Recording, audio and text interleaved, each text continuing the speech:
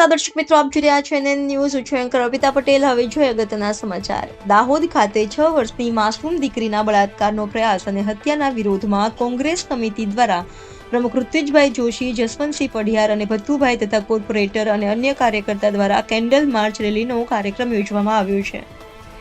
NN news Vadodara. દર્શક મિત્રો, NN ન્યૂઝને લાઇક, શેર, સબસ્ક્રાઇબ કરો, બેલ આઇકન પ્રેસ કરો જેથી આપને નોટિફિકેશન્સ મળતી રહે.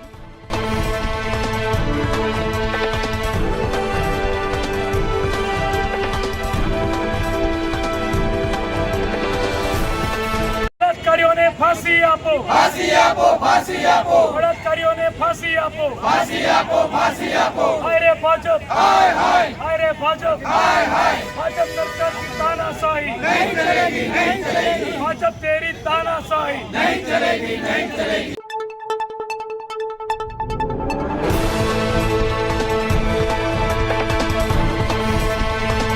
જેના મુખ્યમંત્રી ને ભાજપના નેતાઓ જે વાતો કરે છે બેટી બચાવો બેટી પઢાઓની, પરંતુ આ ભાજપના રાજમાં ભાજપના જ વિચારધારાવાળા લોકોથી આપણા બહુ બેટીઓ માતાઓ બહેનો સુરક્ષિત નથી.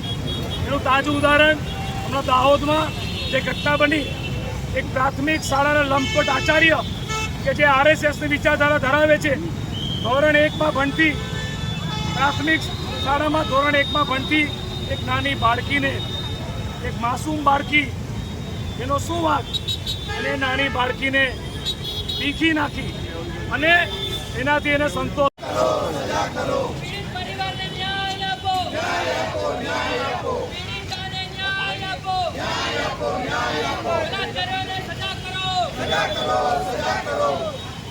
હાય ભાજપ, હાય